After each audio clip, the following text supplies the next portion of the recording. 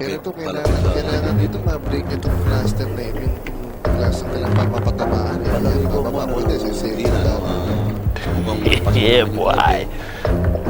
Kaya, Ah, gagawin lang. Ano ang sa inyo? Natamimi kayo. Monly Boring. alright. My friend. Ano, di niya ganun gusto, pero ayos nga dahil yun naman webe, itatabi lang naman sa Uy! What?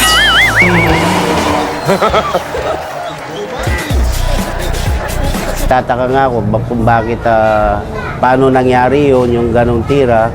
So siya lang nakagawa talaga nun, kaya tinawag siyang The Magician.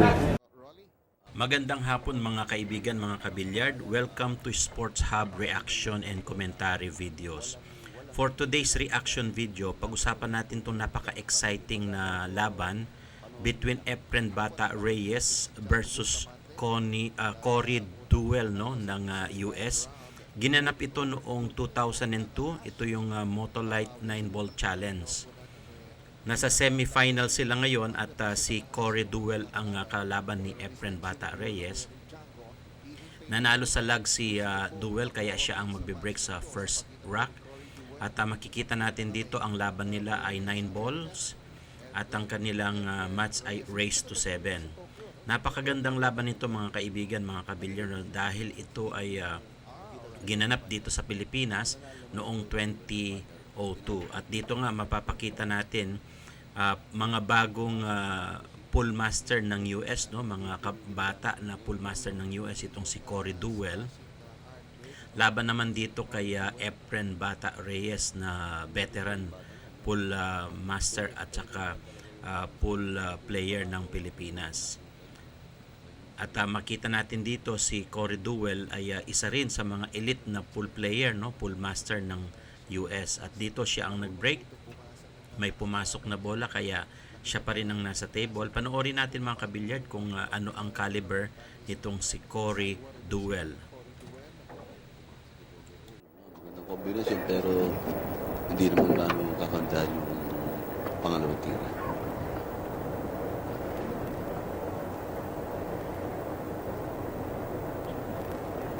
Cory Duel. Doblete. Kinulag yung dublete niya, no? Unang tira, no? Nangyayari talaga at kadalasan unang tira. Minsan yung kalkulasyon nawawala. Sinulip kagad ni Efren kung may daan sa Panginoon sa isa't syerte. Efren Reyes. Sinabala ngayon ni Efren, no? Ang pasukay numero 1, iduduro siya yung pamato.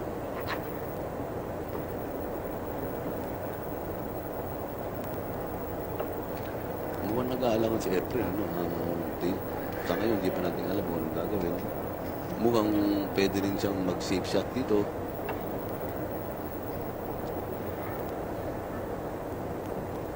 Ito pa lamang po ang first rack mga kaibigan. Teka muna. Ayan, at sasalita na rin ni Efren kanina, bumalibag yung bola doon, ano? At tumama. Na-open yung one ball dito sa kalaban niya, at makita natin medyo open na open itong one ball dito sa tira ni Cory Duel. At si Reyes naman ay mukhang nagpapalamig pa dito sa kanyang tira. At ito may panibagong tira si Duel para sa uno at tutok na rin. Kinarambola niya pa yung dos, at combination para pumasok doon sa corner pocket. At dito nga napansin natin mukhang maganda itong ball positioning niya para doon sa next object ball. Panoorin natin mga kabilyard kung ma-run out ni Cory Duel itong rack number 1. Lapit-lapit. Sinartik na lang, ano? Yes. Para umuong posisyon sa numero 6. Wala na nakita problema dito para Lagi ko partner, dami nakikita maging problema rito.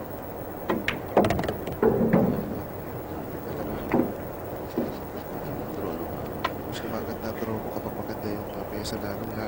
Lalo na yung mga ganitong klaseng puyat table, no? Ibang klase. Ganda ng kapit ng pato. Pag tagbog sa bagdan, iba talaga yan. Yan ang produkto ng boss ko, yung Mr. Topic po yan. Ang puyat. Last 2 ball dito si Corey Deuel at maganda ang pinapakita niya sa ball positioning at cue ball control, no? Last ball dito sa corner pocket sa ibaba. At mukhang makaka first blood dito si Corey Deuel sa kanilang laban ni Efren Bata Reyes. Pasok ang 9, 1-0 ang score natin. Si Reyes ang magbe-break sa rack number 2 dahil alternate breaking format yung sa kanilang napiling format, no? So dito nga si Reyes ang nag-break sa ball number rack number 2 pero walang pumasok, a dry break yan. So back to table itong si Corey Deuel. So pangiti-ngiti lang si Reyes at tingnan natin kung papaano niya makalaban itong isang rising pool master ng US. Unang tira ni Cory, tingnan natin ang gagawin.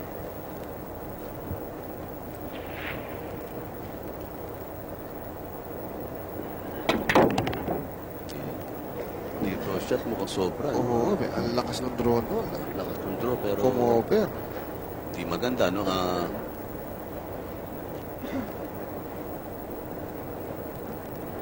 Pero grabe yung draw na yun, partner. Talagang went the length of the table. Pero ngayon, kumubli pa sa likod ng numero 4. So, problema ito para kay Corey Deuel. Alam ko talagang problema ito, no?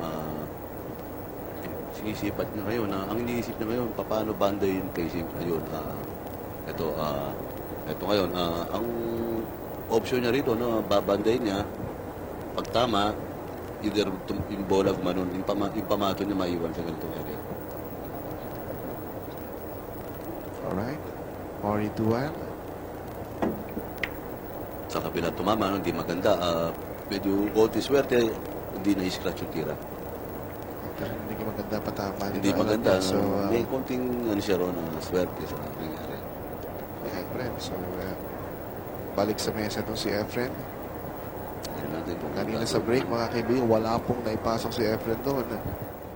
Pero Corey Deuel. Medyo masama yung tira doon ni Corey Deuel, no? Kaya hindi siya nakakuha ng magandang position sa bola. Kaya ito si Reyes, back to table shot. Meron siyang available shot pero nakatago ng konti yung next object ball. Tingnan natin kung mapina niya itong dos doon sa corner pocket sa itaas. Sumablay doon si Reyes at mukhang nakatago, no? Naitago niya dito sa likuran ng 7 itong cue ball. Pero nakadikit na, no, sa butas yung ball number 2 at tingnan natin kung maipasok ito ni Corey Deuel para sa rack number 2. Ito, no, tingnan natin anong gagawin. Ito nga pala ng rules natin dito, no? Pwede ka magpatalo ng bola, mag-jump shot, pero yung kailangan jump ng tako gagamitin. Hindi yung jump cues. Hindi yung jump cue. Kasi alam mo, lahat ng mga tournaments o no, lahat ng mga iba-ibang tournaments na mabibigyan ng tournament kamuhan ng mga world-class player na to, iba-iba minsan ng rules. Merong talagang IPC rules, may WP rules, ganun yan eh. So at this point, mga kaibigan, tayo po ay Ito, parang pinili niya, babanda siya, no? Kung pwedeng mangyari dyan, ang pinakamagandang mangyari dyan, ito yung ano niya, tatamaan niya rito, no? Mas posibilidad tatakbo bola rito. Aiming sa kick shot si Deuel at masama yung naging tira doon ni Deuel, no? Na-scratch yung bola kaya foul yan, ball in hand naman para kay Reyes. Tingnan natin kung maka-run out si Reyes dito sa ball in hand sa rack number 2. Alam naman natin, 96% ang probability nung chance para manalo sa isang ganitong laban, lalo na kay Reyes kapag naka-ball in hand. So ito tinutok niya sa dos sa corner pocket. Tingnan natin kung ma-run out ni Reyes itong rack number 2. Panoorin natin mga kabilyard. maya-maya dito. Alam mo kasi, Susutan na rin natin ng earpiece to at bibigyan ng mikropono doon si Siyempre, Django. Pero ito, siyempre. tumabi yung pinapanood niya. Pagkat naghihintay na lang po si Django, kung sino po makakalaban niya bukas sa ating finals. Alam mo, partner, no, lalo lumakas ng loob ko tumabit ko pare sa Estero Bustamante. Napuna naman yung ano ko eh. Dahil alam mo bakit? Ito nasa issued na 10,000. So, madalas salita, kailangan palagi ako nakatabi rito. Ayoko may sasaging ibang tao rito. Tama ka dun. Alright, at binabagin po ni Rolly dito. Well, yung premyo po $15,000 sa champion at runner-up naman. Is guaranteed Pero 10,000. darating na ng 10,000. Pero ito si Efren Reyes. Yung kay April ngayon, kasalubong yung pinipitas, ito pitas na. Kaya dito ako dapat huwag kang maglalayo rin. Alam mo itong pare ko ito, napakabait galan dito eh. Kaya, Pinaparinig ko sa buong bansa. Pinaparinig ko Siyempre. sa bansa. Alright, so, pero ito po. Kanina ko kasi, nung laban nito si Django at ni Takahashi, nabigyan tayo ng pagkakataon di ba kasama si Efren. Maya-maya po ito, ma'am, susuotan natin ng pabibigyan natin ng mikropono ito si Django. Alright, ito for last 4 balls para po dito kay Efren. Wala na naging problema dito. May mga opportunity si Cory Duel, pero hindi niya nasamantala yun. At ganun nga, wala talagang kupas ang ating pambato na si Efren Reyes. No? Last 2 ball sa rack number 2 at mukhang makakatabla dito si Reyes. Napakahusay ng cue ball control niya para sa side pocket. Itong 9. At hindi pa rin talaga matawaran ang husay at galing ni Reyes sa pagbibilyard. No? Kaya dito mapansin natin, talagang hindi niya na rin pinagbigyan. All-one ang score natin. Si Duel naman ang magbe-break sa rack number 3. Magiging analyst player. Analyst Ako, player kahit ako, sino na lang makakaharap ko dyan, pwede na siguro. Pero mas gusto ko rin to si paring Efren dahil eto matagal na ako binabati nito eh. Ganun Kaya ba? So, kailangan makaharap ko dito eh. Ganun. Kaya, so, Iba kasi ang ano eh, ibang feeling ko pagkaharap ko to si paring Efren. mukhang merong gusto ipaiwatig si Mr. Bustamante na parang ito yung the revenge. revenge Alright. Para dito kay Cory, medyo mas masigla na yung ikot niya sa mesa dito. Maganda yung tira dyan ni Cory Duel. No? Sa panahon na ito, nung makalaban niya si Efren Bata Reyes ay nasa 26 years old lang.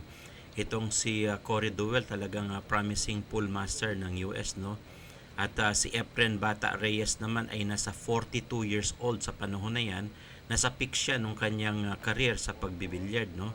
At dito nga challenge ni Cory Duel itong si Efren Reyes sa isang 9-ball challenge dito sa Pilipinas. Ito yung 2002 Motolite nga. At pwede silang manalo dito ng 800,000 pesos, no? Ang equivalent amount sa dollar. At dito nga makita natin na sa semifinal sila itong si Cory Duel at si Efren Bata Reyes. At makakalaban nila dito sa mananalo dito ay si Django Bustamante at saka si Earl Strickland. At dito nga pinakita ni Cory Duel, no, ang husay niya, last ball para sa rack number 3. Mukhang abante siya ng 1 puntos dito. Pasok ang 9, 2-1 ang score natin dyan. Si Reyes naman ang nag-break sa rack number 4. So tingnan natin mga kabilyard, may pumasok. Panoorin natin kung maka-break and run dito si Reyes. Next dos ang pumasok yung 1 tsaka yung numero 5. alright. Ito po, may nakikita ka bang problema dito dyan para kay paring Efren? Tingin ko, titirahin ni paring Efren, etong dos dito papapasukin. Dito, Tapos yung pamato, ipapalo up niya. Babanda rito, banda ron na. Kumanto, no? Kumanto, kaya bumalik. Bumalik. Pero, Pwede na rin. itong 3-4, Django, ano sa tingin mo gagawin dito? Tingin ko, i-roll lang isang banda niya ni paring Efren dahil Gaganon, tatama ron, babalik dito yung pamato. babalik dito. Ayun, pero ito, hindi kasama sa plano yung pag-alok nung tres. But it happens to the best of them, mga kaibigan. Sabi nga nila, ito at tama yung plano, Sana, nalipis naman yung Rolly, tama. no? Pero yun ang hindi inasahan doon.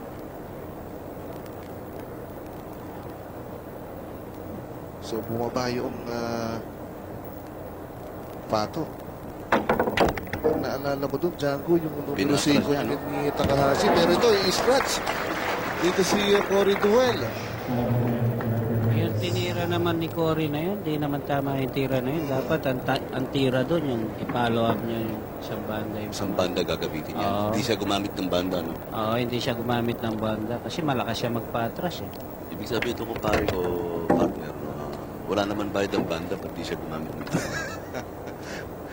Alright, so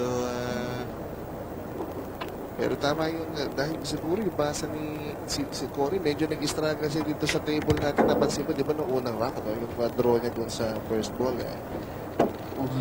tumakbo na todo-todo yung pato. So, medyo nag-a-adjust pa si Cory dito. Aiming sa 7 si Reyes, no, pumasok pero medyo malakas ang tira niya dito at ito nga nagkaroon siya ng problema sa ball positioning at medyo kailangan niyang pinahin talaga itong 8 doon sa corner pocket, no. Tingnan natin mga kaibigan, mga kabilyard, kung papasok nga itong 8 na ito kapag pinina niya doon sa corner pocket at makakuha siya ng ball positioning dito sa 9. Panoorin natin mga kabilyard. Diyan ko na sa tingin mo, tama ba yung analysis ko? Na medyo naalangan yung preparation niya. Kanina, Kung tutusin, pamato, dapat dito lang sa may side pocket kasi nasobra ng pitik kaya nagkagano ng posisyon. Napakahusay nung kanyang cut na yun, no? At napakaganda pa ng cue ball positioning niya, kaya palakpakan dito yung mga manonood. At dito nga mukhang makakatabla si Reyes. Pasok ang 9, all 2 ang score natin dyan. Si Duel ang nag-break at may pumasok na isang bola, yung 1 ball, no? At meron siyang available shot para dito sa ball number 2. Tingnan natin mga kabilyard kung maka-break and run siya dito sa rack number 5. Siguro ito eh. Kahit may mga pumasok, wag lang ganyan, medyo may konting buwena. Iba yung kasi nakakontrol yung pamato. Pero ito, magandang posisyon ng pato dito, gitnang-gitna, Rolly. Pero Ito, yan, titignan mo yung break talaga nito si Cory. Itong nakaraang 4 na araw, paiba-iba yung pwesto ng pato. Pinag-aaralan din talaga niya yung racking na, doon pala, sinisilip na niya. Ito yan, kasi inihiba-iba niya yung estilo niya, no? Kamukha nito, ang plano rito, tama ba ako, Django, dudubletin? Ko, yun ang plano niya ngayon. Ito ngayon ang plano niya, no? Titirahin niya rito, gaganyan yung dos, no? Maiwan yung pamato rito. Pero Hindi ka karambola. Kinarambola. Pero, hindi naman ganong kadali yan. May pasok, kayang-kaya. Ang tirang gagawin, maglalagalaga rin pamato. Ay, yan ang gagawin niya, dalawang banda. Ayun. Long shot yun at So, sabi nga nila, dahil bata to, malinaw pa yung mata, wala pa yung arthritis to. first Cory Duel po, 24 years old. Pero talaga naman po mayagpak na sa Estados Unidos. Last 4 balls para po kay Cory Duel. Wala tayong nakikita matinding problema ba dito para kay Cory. Naghihintay na sa butas yung 8 at 9. Last 3 balls para kay Duel. At makukuha na naman niya yung inisyatiba dito sa match na ito.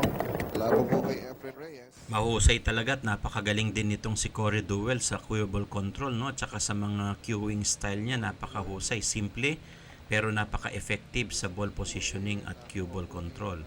Napansin nyo naman talagang halos tutukan na dito sa 9 para sa rack number 5. Mukhang aabante na naman ng 1 puntos itong si Cory Duel dito sa rack number 5. Kaya balikatan ang laban na ito mga kaibigan. Napakaganda ng laban na ito.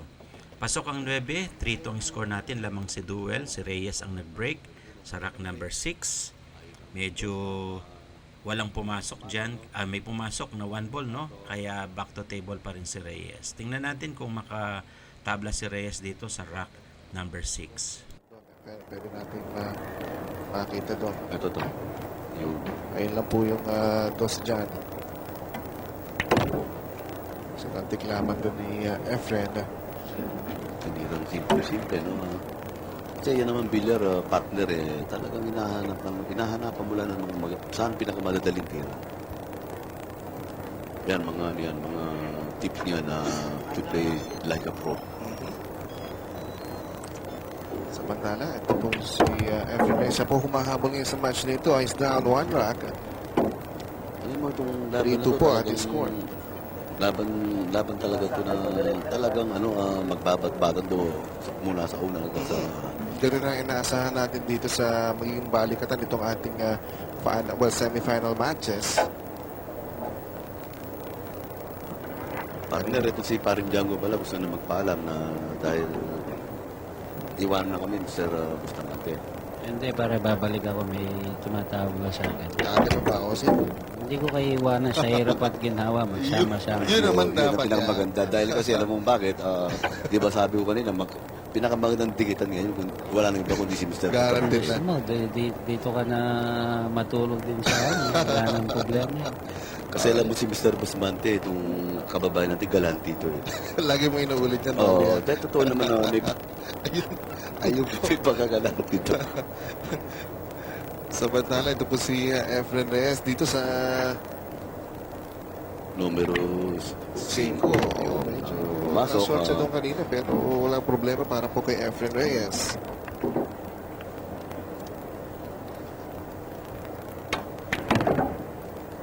So kung mananalo siya sa rack na ito, Rolly, tatabla siya dito kay Cory Duell. Pero sa match na ito, so far, Tuloy-tuloy na nga yung pagkuha ng momentum ni Reyes dito sa rack number 6, no? Ang ganda nung kanyang mga binabatong ball positioning dyan. At napansin niyo talagang mga tutok na sa ball sa packet yung mga pinapasok ni Reyes.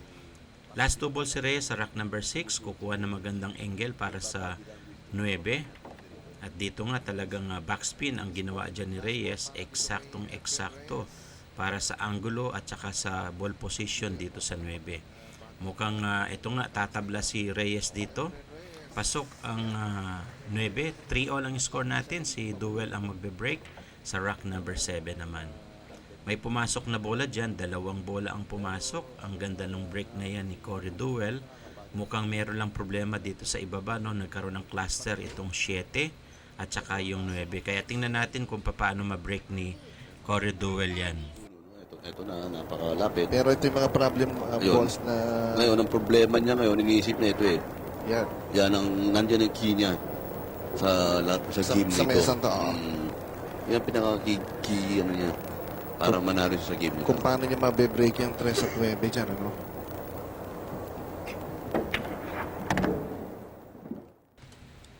Pasok ang 1 at maganda ang ball positioning niya para dito sa 2 sa side pocket, no? At meron siyang cluster ball dito sa 3 and 9. At mukhang nakakita ng pagkakataon dito si Cory Duell para magkaroon ng karumbola. Ito nga, medyo talagang eksaktong-eksakto sa ball positioning niya at kinarambola niya yung 3 so sa 9, pasok. 4-3 ang score natin dyan, no? Si Reyes ang nag-break naman sa rack number 8. May pumasok sa break na yan ni Reyes at kaya tingnan natin kung papaano malusutan ni Reyes ito, maka-break and run ba siya dito sa rack number 8. Panoorin natin mga kabilyard. Ayan po, nakita niyo po yung 1 ball. Bahag yan nakakubli. Dito, Ito sa 7. Para po dito kay Efren. Kailangan siyang kumabol sa match na ito. Behind na siya ng 3. magandang banda, no?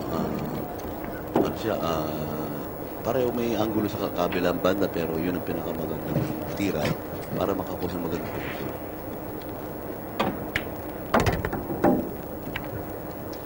Alright. Hindi maganda naging simula ni Efren po sa match na ito. Kung napapansin mo, yung break niya, hindi kasi ganda ng Oo. break niya, no? Cory Duell ka. Yung naman sa ganitong klaseng mga calibre player, no? Alam mo yan, partner, pag-andala ng break yan, eh. And obviously, dito po sa match na ito, yung first break ni Efren dito, walang pumasok. Tapos, kinuha yun ni Cory.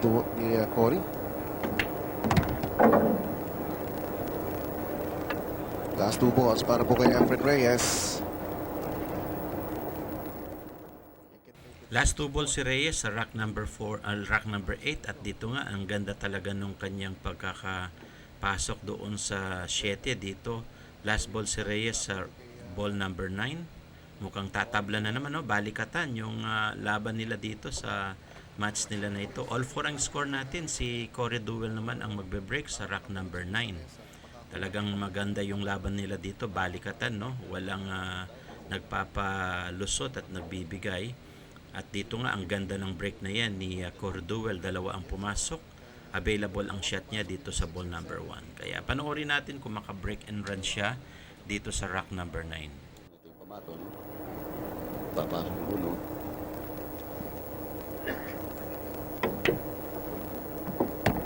There's fire in the eyes of Corey Deuel.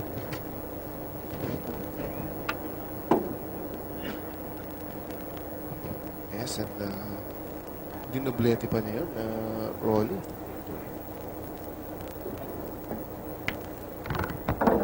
There at interest, naghihintay ng lamang dito.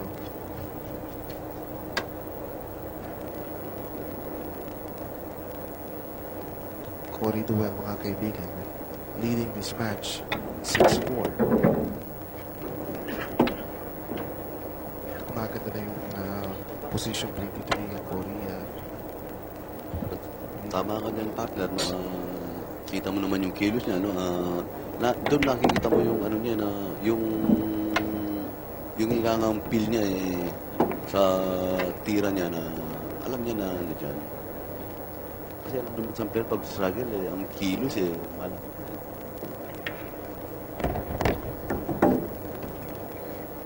Last 2 balls para po dito. Last 2 ball dito si Deuel sa rack number 9 at mukhang maganda yung pinapakita niyang tira dito. At ito nga, pasok yung 8 at tutok na rin itong 9 para dito sa kanyang tira sa 9. At makita natin, pumasok yan at lumamang dyan si Deuel. Si Reyes naman ang magbe-break dito sa rack number 10. May pumasok dyan at maganda pa rin yung available shot niya dito sa ball number 2. Tingnan natin kung maka-break and run dyan si Reyes. So ayan po at Ito yung ano, yung doon check. sa tomato, no? Pero ika nga kung yan, malalampasan niya, wala tayong nakikita ng ibang mga problem balls dito. Yun lang ang magiging problema niya. Pero palagi ko hindi problema sa kanya dahil nga kamukha na sinabi ko sa'yo, si Efren kaya dumagdala ng pressure niya. Mas sanay siya ron sa He's been pressure. there, at 1999 world champion dyan po sa Cardiff. Yun, hindi basta-basta dinadaanan mo, 700 ng mga kalahok dun sa and here's Efren. Yun yan.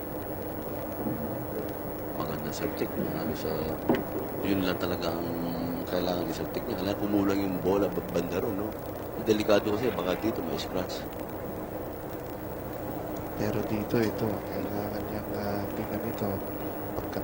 Actually kasi, yung sa- no? Ito yung numero 6, no?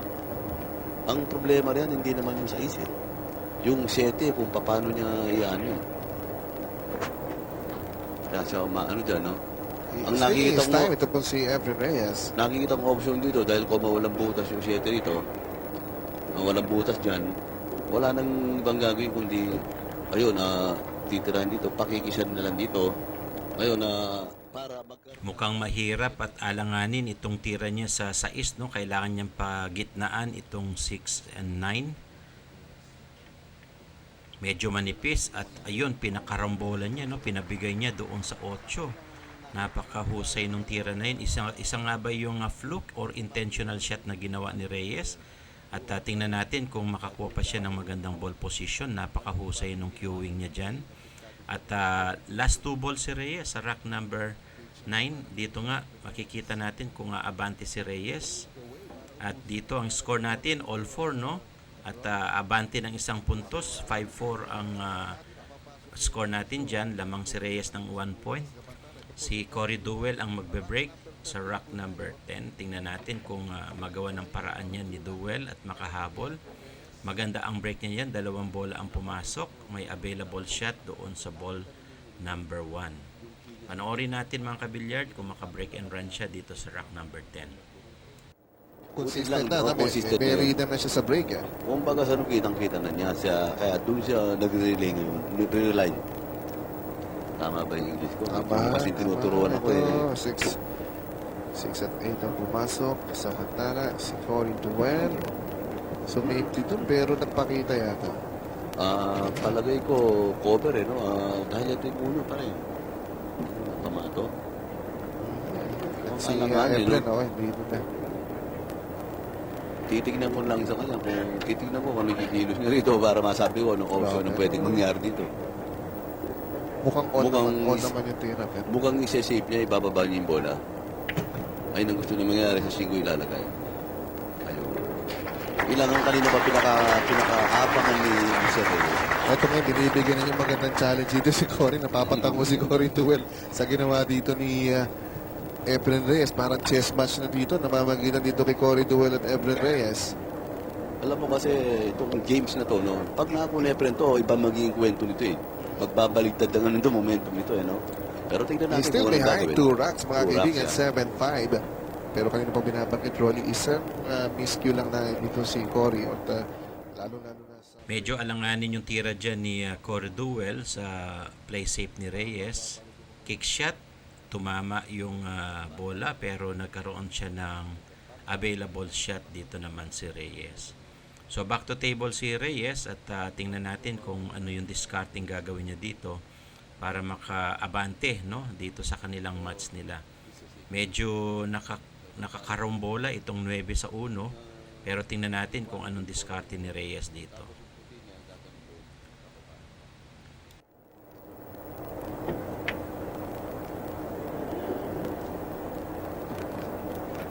Ginamuli ni Efren ito.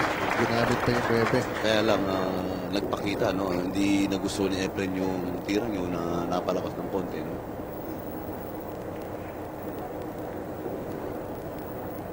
This is turning out to be a cerebral game between Cory Duel and Efren Reyes. Sabi nga ito sa bahagi ito ng ating match, Rolly, unang kumurap dito.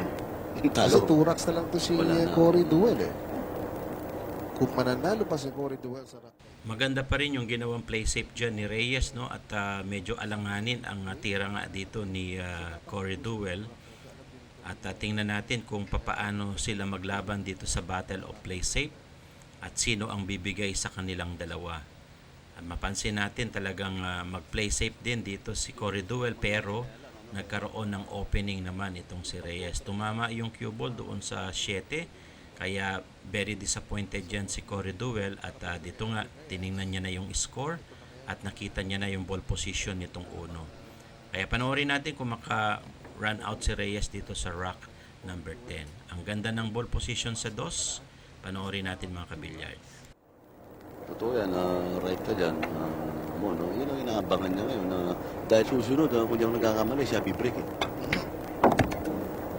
Kaya, mga kababayan, napakagandang laban ito ang napapanood nyo ngayon. Sasaksihan nyo, umatikabo, rumaragas ang labong bilyar. Tama. At kanina po, 3 rack lead na ito ni Cory Duel. Right now, Efren. Kailangan i-clean up ito at to notch a point para dumikit dito kay Cory. Tsaka yung mga kababayan natin nagbumili ng mga merienda na yun. Pakiusap lang po. Daan-daan lang yung pagkain tsaka yung tubig. Wala nasa tabi. Baka mamaya magbulo ng kayo sa network dito. Wala ka. Hindi na namin sagutin ni partner Mon Libor ito. Alright. Efren. Medyo Last 2 balls si Efren Reyes, no? At napakaganda nung position nitong sa S para sa 9. Yun lang, sumablay yung sa S pero pumasok karombola naman yung 9. Napakasaya nung tira na yun ni Reyes o talagang pinapasaya niya itong mga fans natin, no? Kaya tawanan sila at hindi expected ni Efren Reyes yung pagpasok ng 9 na yun. Ito nga ba ay fluke or intentional?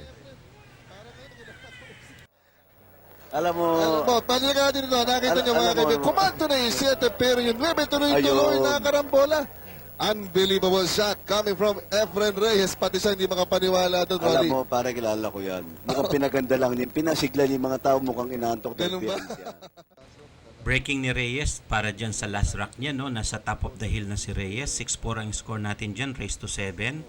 At dyan sa break na yan, may pumasok, no? Yung 1 at saka yung 4. Kaya napakaganda ng break na yan ni Reyes. Tingnan nga natin dito kung break and run ni Reyes at matalo niya si Corey Deuel sa rack number 11. At dito nga, last rack na ito, mapansin natin dito, mukha talagang ayaw pagbigyan, no? Ni Reyes itong kalaban niya si Corey Deuel. Panoorin natin mga kabilyard. Hindi. Gumamit ng banda. Gumamit siya ng banda, no? Si Efren, So, kaya ito. so talaga naman talagang kaya minsan ayoko nung nag-a-analyze sa tira ni itong pare ko eh. Well, may akong kinokontra nito eh. Teka muna. Para dito sa press dito, ayun, malinis naman yun. So, mga kababayan, no? Yung mga viewers natin, mga billiard fans, wala kami sagutin ni partner mo ni Foro ko May ito. disclaimer ka agad. Oo, Kasi kung kahit ano, si Efren kanina, hindi ka nababansin kay Jaco. Sabi niya, suko na rin daw siya. Hindi rin daw nagkakatotoo eh. Kaya napakagandang laban. No? Bira tayo makasaksi ng ganitong klaseng labanan na very Of course, exciting. ito po si Efren at Jaco, kilala po bilang mga unorthodox players. Actually, basically, mga Pilipino, Rolly, di ba? Kaya kinatatakutan ito ng mga Amerikano, lalo na sa mga sa international circuit. Pagkat wala sa libro yung ginagawa ng mga Pilipinong packeting, pati yung mga kombinasyon. So, yung mga normal na tira, sabi nga na lumalabak sa... At dito nga, last 3 balls si Reyes, pinamalas niya pa rin yung kanyang husay at galing sa at mga mahabang experience sa pagbibilyard, no? Bagamat ang kalaban niya ay napakahusay at napakagaling ng mga pool master sa US. At dito nga, pinakita ni Reyes na talaga siya pa rin ang hari sa 9-ball at saka sa pool and billiard sa buong mundo. Kaya itong si Corey Deuel ang number 2 sa larangan ng pagbibilyard. At ito nga, last ball si Reyes, top of the hill, last rock, last round, match set. Pasok ang 9, panalo dyan ang ating pambato na si Efren Reyes, kaya nga masaya ang mga tao. Pasok na pasok, no, si Reyes sa finals. At dito nga, nag-congratulate na sila. 7-4 ang score natin dyan. Panalo itong ating pambato na si Efren Bata Reyes. Congratulations and see you on my next video. Sigurado yan si Efren at si Django sa Philippine side.